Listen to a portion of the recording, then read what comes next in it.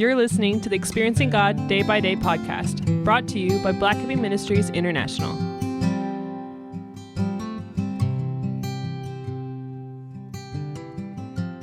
April 21st.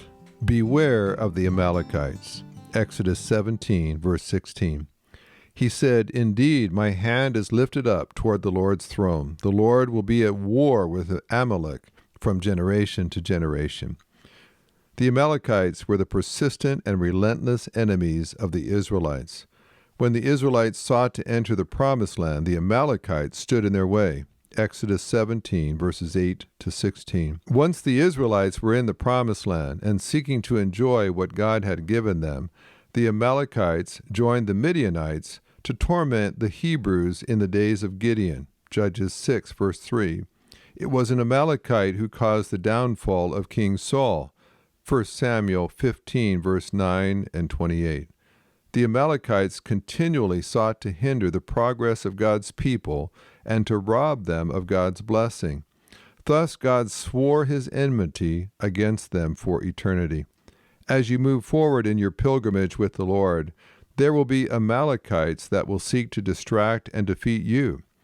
God is determined to remove anything that keeps you from experiencing Him to the fullest. If your commitment to your job is keeping you from obedience to Him, God will declare war against it.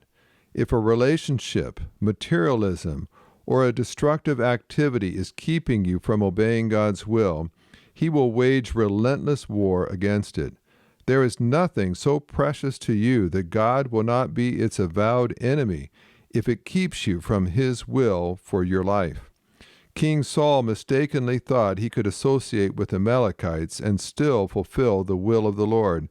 1 Samuel 15, verses 8 and 9.